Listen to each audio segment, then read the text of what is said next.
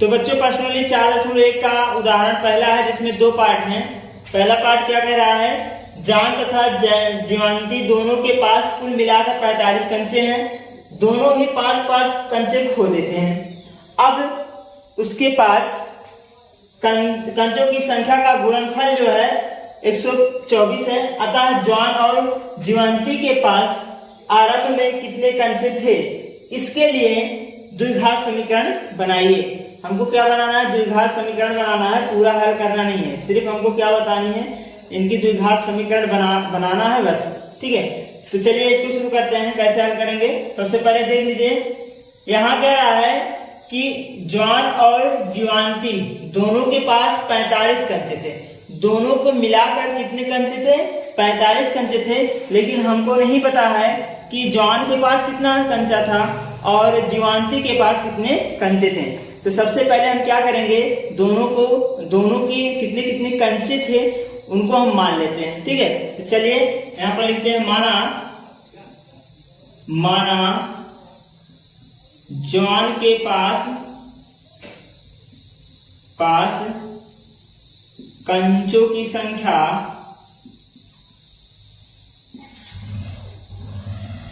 x, कंचों की संख्या बराबर x, तथा जीवांती के पास कंचों की संख्या बराबर y। हमने ये मान लिया कि जॉन के पास कंचों की संख्या x और जीवांती के पास कंचों की संख्या y है। अब प्रश्न के अनुसार प्रश्न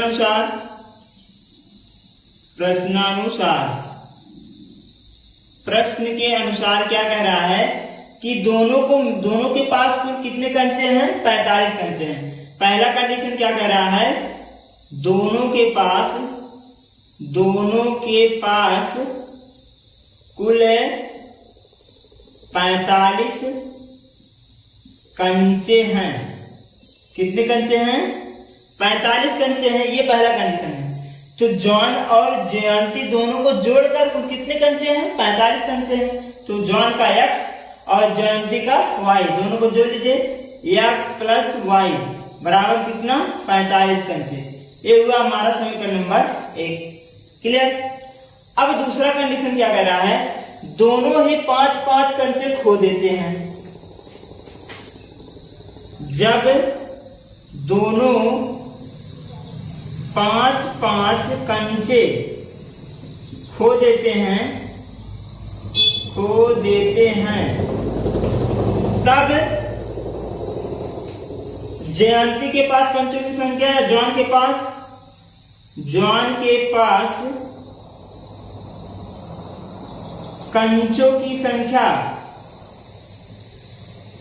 बराबर 5 कंचे। पहले कितने कंचे थे, x, जब उसमें से 5 खो दिए तो कितना बचा, 5 में से x में से 5 घटा दो तो x माइनस 5 हो जाएगा, तो हो जाएगा x माइनस 5।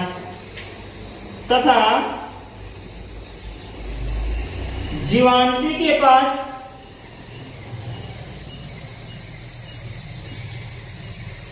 कंचों की संख्या, जीवांती के पास कंचों की संख्या कितना हो जाएगा, पहले कंचे कितने थे इसके पास y, जब 5 कंचे खो दिए तो क्या बचा, घटा दो 5 कंचे, y माइनस 5। ठीक है, ये हो गया, इतना क्लियर हुआ। अब इसके बाद क्या रहा है, अब इसके पास कंचों के संख्या का गुणनफल 124 है। अब जितने कंचे बचे हैं इनका गुणनफल, इनका गुणा 124 के बराबर है। ठीक है, अब अगला स्टेप पे रहा है, अब कंचों का गुणनफल,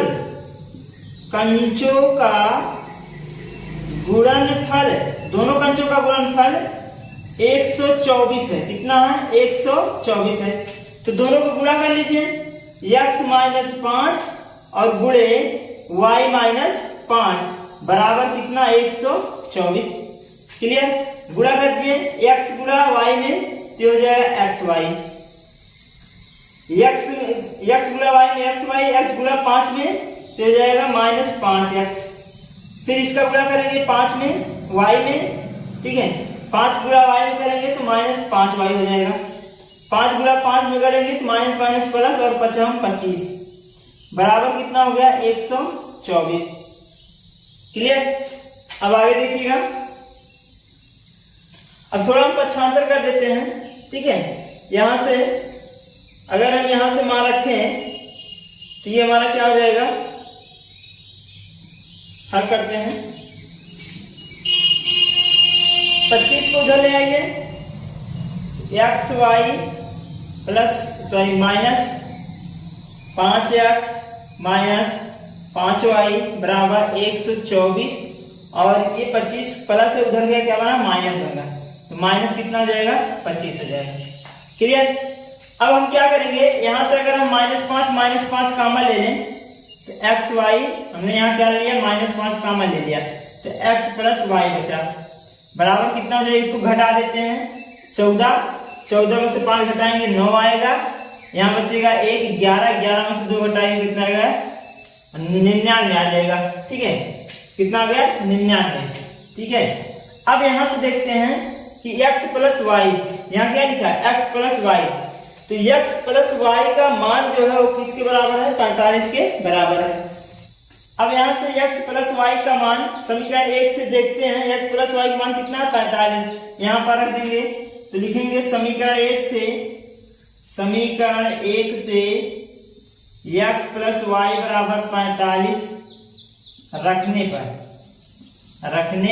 पर x प्लस वाई का मान कितना 45, यहाँ समीकरण 1 से यहाँ से हमने लाकर यहाँ पर रखनी है, तो जाएगा एक्स वाई माइनस 5 गुणे कितना 45 बराबर कितना हो जाएगा 99।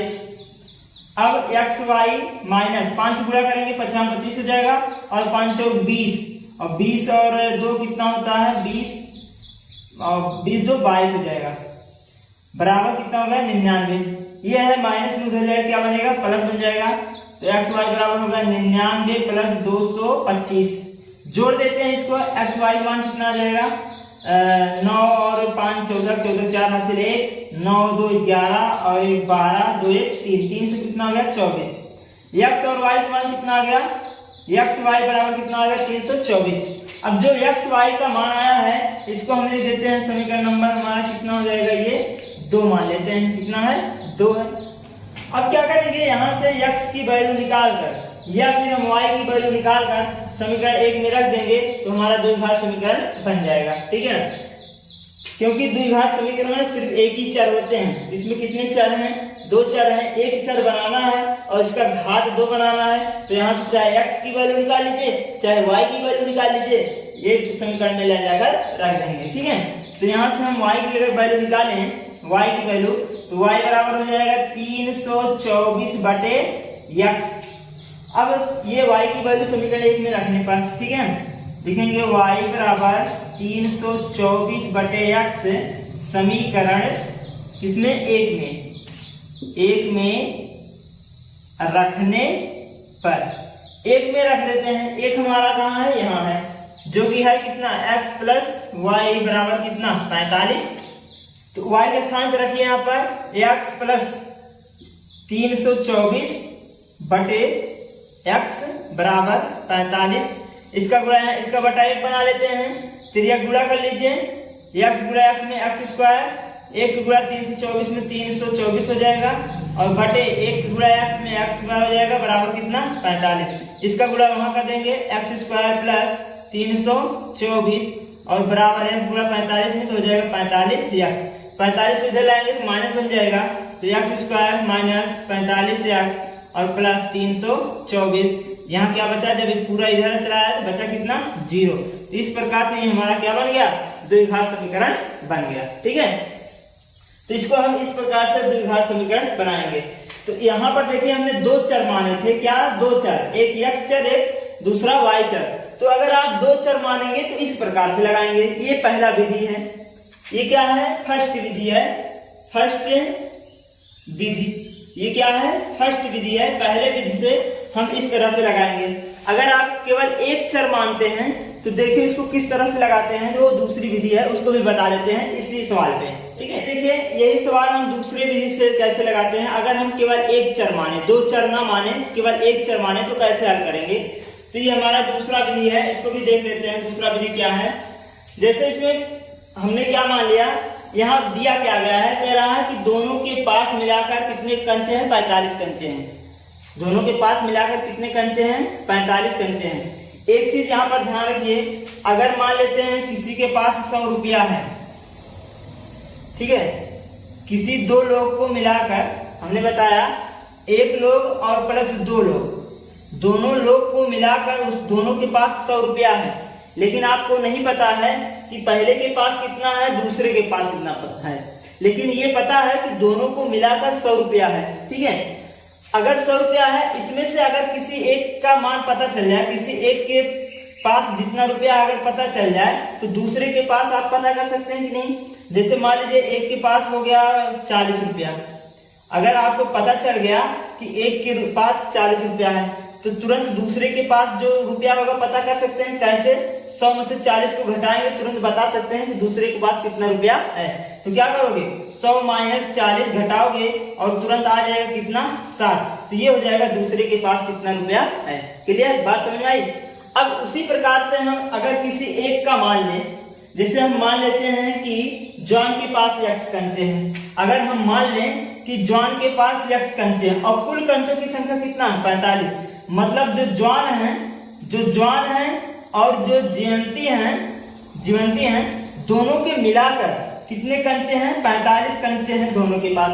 अगर हम किसी एक का मान ले x कंचा है इसके पास, तो दूसरे का हम निकाल सकते हैं। जैसे यहाँ किए, क्या किए, 100 में से 40 को घटा दिए। ऐसे क्या करेंगे, 45 में से x को घटाएंगे तो ये हमारा किसका हो जाएगा, जयंती का हो जाएगा। ठीक है, कितने कंचे जयंती के पास हैं। तो हमें यहाँ पर हमने क्या किया, सिर्फ एक ही चर माना है। तो यही चीज अपनाकर हम यहाँ पर इसका प्रयोग करेंगे। ठीक है ना, तो चलिए शुरू करते हैं।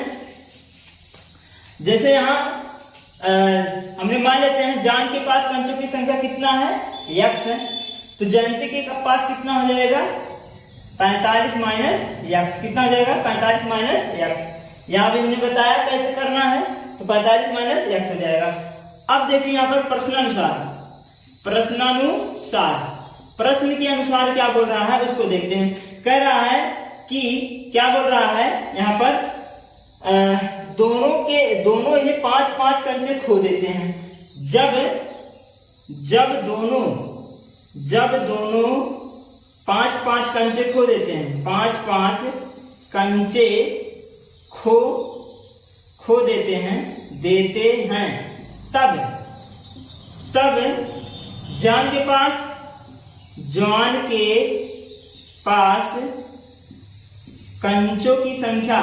पास कंचों की संख्या बराबर कितना जाएगा। जॉन के पास कितना था, x था। जब 5 कंचा खो दिया कितना बचा, x माइनस 5 बचा। 5 घटा दो उसमें से। तथा जीवांती के पास कंचों की संख्या।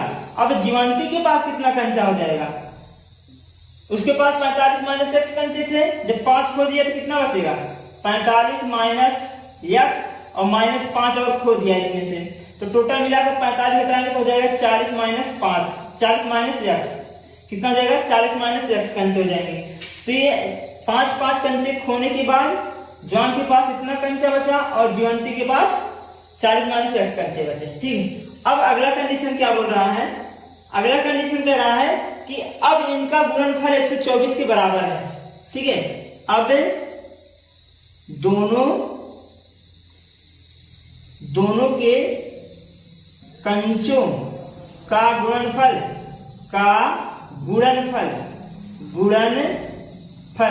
कितना है, 124 है।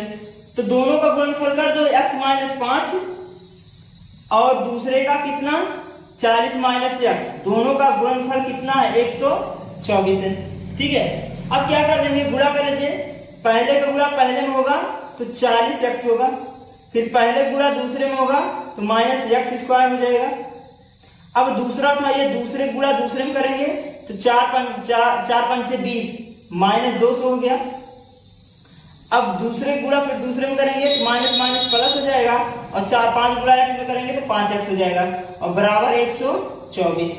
ठीक है, इसको पछाड़ करके इधर लाएंगे तो हो जाएगा 40x minus x square minus 200 और प्लस 5x माइनस 124 बराबर 0।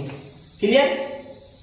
अब यहाँ देख लेते हैं, ये 40x है, यहाँ कितना है 5x है, तो ये भी प्लस ये भी प्लस, कितना हो जाएगा 45x हो जाएगा। कितना हो जाएगा 45x और माइनस एक्स स्क्वायर।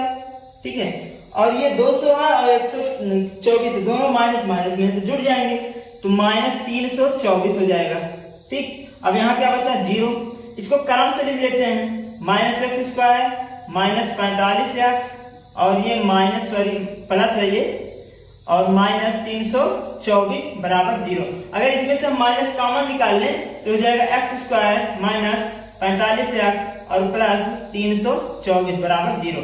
जो प्लस है वो माइनस बन जाता है, जो माइनस होता है वो प्लस बन जाता है जब कॉमन निकालते हैं माइनस को तब। ठीक है, तो ये हमारा क्या बन गया, द्विघात समीकरण बन गया। ठीक है ना। तो बच्चों ये दो प्रकार से है, अगर आप केवल एक चर मानते हैं तो हम इस प्रकार से हल करेंगे, अगर आप दोनों चर मानते हैं x और y दोनों चर मानते हैं तो उसको हम क्या करेंगे, उस प्रकार से हल करेंगे। ठीक है ना।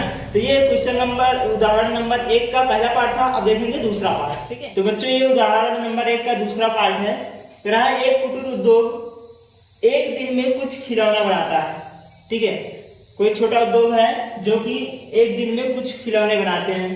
प्रत्येक खिलौने का मूल्य 55 में से एक दिन में, ठीक है, प्रत्येक खिलौने का मूल्य मतलब एक खिलौने का मूल्य जो है 55 में से एक दिन में बनाए गए, 55 में से एक दिन में बनाए गए खिलौनों की संख्या को घटाने से प्राप्त संख्या के बराबर है। ठीक है, प्रत्येक दिन का जो खिलौना है, एक दिन का जो खिलौना है 55 में से अगर एक दिन घटा दे, 55 में से अगर एक दिन बनाए गए खिलौनों की संख्या को घटा दे तो वो उसकी क्या होता है, बराबर होती है, संख्या की क्या होती है, बराबर होती है। तो प्रत्येक दिन 750 के खिलौने तैयार किए जाते हैं। प्रत्येक दिन, हर दिन जो है प्रत्येक दिन क्या हो रहा है, 750 खिलौने तैयार किए जा रहे हैं, मतलब 750 रुपए खर्च हो रहे हैं खिलौने बनाने में। तो प्रत्येक दिन में तैयार होने वाले खिलौने की संख्या बताइए, तो एक दिन में कितने खिलौने तैयार की जा रहे हैं ज्ञात करने के लिए द्विघात समीकरण बनाइए। हमको क्या करना है, समीकरण बनाना है, द्विघात समीकरण। चलिए इसको भी देखते हैं। सबसे पहले हम क्या मानेंगे कि एक दिन में कुछ खिलौने बनाए जाते हैं, तो हमने मान लेते हैं कि एक दिन में x खिलौने बनाए जाते हैं, या फिर मान लेते हैं y खिलौने बनाए जाते हैं। ठीक है ना। तो हम क्या करेंगे, मान लेते हैं कि माना प्रत्येक दिन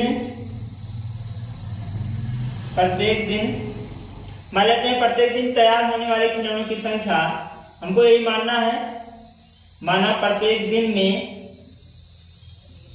तैयार होने वाले खिलौने की संख्या x है। कितना है, x। एक दिन में कितने खिलौने तैयार हो रहे हैं, मान लेते हैं हम x खिलौने तैयार हो रहे हैं। ठीक है ना। प्रत्येक खिलौने का मूल्य कितना हो जाएगा, अब यहाँ लिखेंगे तथा प्रत्येक खिलौने का मूल्य बराबर कितना हो जाएगा, प्रत्येक खिलौने का मूल्य कितना हो जाएगा, प्रत्येक खिलौने का मूल्य जो है 55 में से एक दिन बनाए गए खिलौने को घटा दिया जाता है, तो हमारा क्या हो जाता है, मूल्य हो जाता है। यहाँ बोला है कि प्रत्येक खिलौने का मूल्य जो है 55 में से एक दिन बनाए गए खिलौनों की संख्या को घटाने से प्राप्त संख्या के बराबर होती है। तो हमारे प्रत्येक एक दिन का खिलौना कितना है, x है। फिर हम 55 में से एक दिन का खिलौना जब घटा देते हैं तो हमारा क्या हो जाता है, वही हमारा मूल्य हो जाता है एक खिलौने का। तो एक खिलौने का मूल्य कितना हो जाएगा, 55 माइनस x। ठीक है, क्या आ जाएगा 55 माइनस x हो जाएगा। तो ये हो गया खिलौने का मूल्य और ये हो गया हमारा खिलौने का संख्या। ठीक है, अब क्या कह रहा है, कह रहा है प्रत्येक दिन 750 के खिलौने तैयार किए जाते हैं। मतलब हर दिन 750 रुपए खिलौनों के तैयार करने में लग रहे हैं। तो इस प्रकार से हम क्या लिख सकते हैं, प्रत्येक दिन क्या लिख सकते हैं, प्रत्येक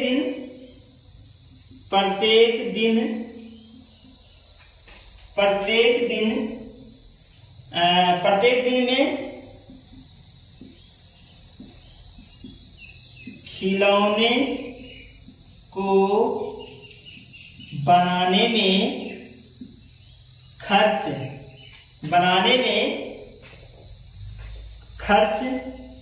बराबर किसके बराबर होगा, प्रत्येक दिन हर दिन खिलौने को बनाने में जो खर्च हो रहा है किसके बराबर होगा, खिलौनों की संख्या और खिलौने के मूल्य के बराबर। तो यहां लिखेंगे प्रत्येक खिलौने का संख्या और गुणे प्रत्येक खिलौने का मूल्य ठीक है, यही तो होगा। तो जो प्रत्येक दिन में खिलौनों को बनाने में जो खर्च आ रहा है वो क्या कैसे निकलेगा, प्रत्येक खिलौने का मूल्य मतलब जितने खिलौने हैं और उन खिलौनों का मूल्य कितना है, अगर हम गुणा कर दें तो हर दिन जितने खिलौने बन रहे हैं उनका क्या निकल जाए, खर्च निकल जाए। तो लेकिन यहाँ पर खर्च दे दिया है, प्रत्येक दिन 750 खिलौने तैयार कर रहे हैं, तो कितना खर्च पड़ रहा है, 750 कर रहा है। और प्रत्येक दिन का खिलौने की संख्या कितना है, x है। और प्रत्येक खिलौने का मूल्य कितना है, यहाँ गुणे लगा देते हैं। ठीक है, प्रत्येक x है और यहाँ हो जाएगा खिलौने का मूल्य कितना है, 55 माइनस x है। क्लियर, गुणा कर देते हैं 750 बराबर x गुणा 55 करेंगे तो 55x हो जाएगा, x गुणा x में करेंगे तो माइनस x का स्क्वायर हो जाएगा। इन सबको इधर लाएंगे, पक्षांतर करके तो प्लस वाला माइनस, माइनस वाला प्लस बन जाएगा। तो ये इधर आया x स्क्वायर माइनस था प्लस हो गया, ये प्लस था 55x इधर आया तो हो गया माइनस 55x, और ये पहले से मौजूद था तो 750। अब इधर क्या बचा, पूरा 0 बचा। तो ये हमारा क्या बन गया, द्विघात समीकरण बन गया। ठीक है, तो हमको क्या बनाना है, सिर्फ द्विघात समीकरण बनाना है बस। ठीक है, तो ये था क्वेश्चन नंबर उदाहरण नंबर 1 का जो है दूसरा पार्ट। अब चलिए देखते हैं उदाहरण नंबर, बच्चों ये उदाहरण नंबर 2 है। कह रहा है निम्न में से कौन सी समीकरण द्विघात समीकरण है, जांच कीजिए। ये आपको हल करके बताना है कि द्विघात समीकरण है या नहीं। हमने बताया है कि द्विघात समीकरण का जो व्यापक रूप होता है, व्यापक रूप या मानक रूप क्या है, ax square plus bx plus c बराबर 0। अगर इस टाइप का बनता है समीकरण, अगर इस टाइप का बनता है, इस रूप का आता है, तो हम कहेंगे यह द्विघात समीकरण है, अन्यथा बोल देंगे यह द्विघात समीकरण नहीं। ठीक है, तो इस रूप में हम इसको हल करके बनाएंगे। ठीक है, तो चलिए शुरू करते हैं। पहला है, इसका सॉल्यूशन देखते हैं। ये लिखा है x माइनस 2 का वर्ग, x माइनस 2 का वर्ग, इसका मतलब a माइनस बी का होल वर्ग लगा दीजिए। a माइनस बी का होल वर्ग क्या होता है, a माइनस बी का होल वर्ग बराबर होता है a square plus b square minus 2ab। तो ये कंसेप्ट यहाँ रखेंगे, a का वर्ग मतलब x का वर्ग प्लस है b का वर्ग मतलब 2 का वर्ग, 2 का वर्ग कितना होता है, 4 होता है। ठीक है, माइनस 2ab, a कितना है, x है, और b कितना है, 2 है, तो यहाँ लिखेंगे 2, तो हो जाएगा 2ab हो गया इतना, प्लस कितना है, 1 है, तो 1 लिख देंगे बराबर, ये कितना है, 2x माइनस का 3। क्लियर, इसको थोड़ा सॉल्व कर लेते हैं। x स्क्वायर प्लस 4 माइनस 2 गुना 4x हो जाएगा, और प्लस 1 बराबर 2x माइनस कितना, 3। और सॉल्व कर लेते हैं, इन सबको पक्षांतर करके इधर लाएंगे, तो ये हो जाएगा x square plus 4 minus 4x और प्लस का 1, 2x इधर आया तो माइनस 2x हो गया, माइनस 3 इधर आया तो प्लस 3 हो गया। अब इधर क्या बचा, पूरा मिला के 0 बचा।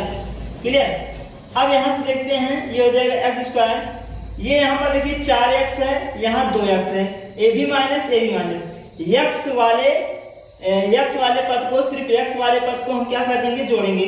तो -2 है, ये -4 है, तो 4 और 2 जोड़ लेंगे तो -6x हो जाएगा। ठीक है, अब ये अचर पद जो 4 है और जो 3 है इनको जोड़ेंगे, 4 और 3 कितना हो जाएगा, +7 बराबर कितना, 0। अब ये देखा जाए कि जो हमने मानक रूप लिखा है इस रूप का है। ठीक है ना, तो लिखेंगे यह समीकरण मानक रूप ax² plus bx plus c बराबर 0 के रूप का है। अतः यह द्विघात समीकरण है, द्विघात समीकरण है। ठीक है, तो यह हमारा क्या हो जाएगा, आंसर हो जाएगा। ठीक, ऐसे बतानी है। चलिए अगला देखते हैं, दूसरा क्या है।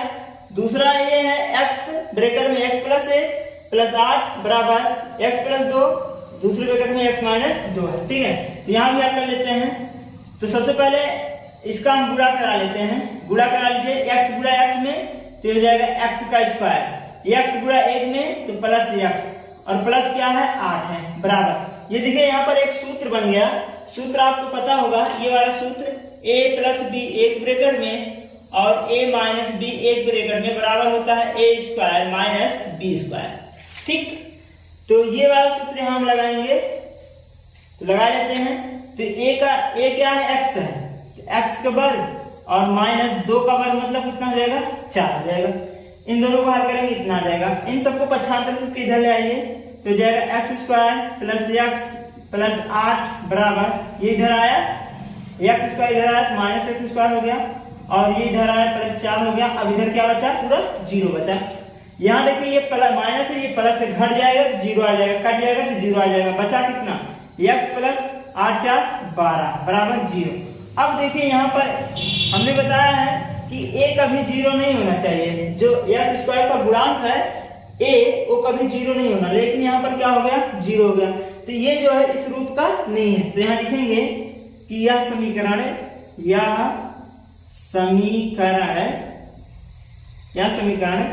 मानक रूप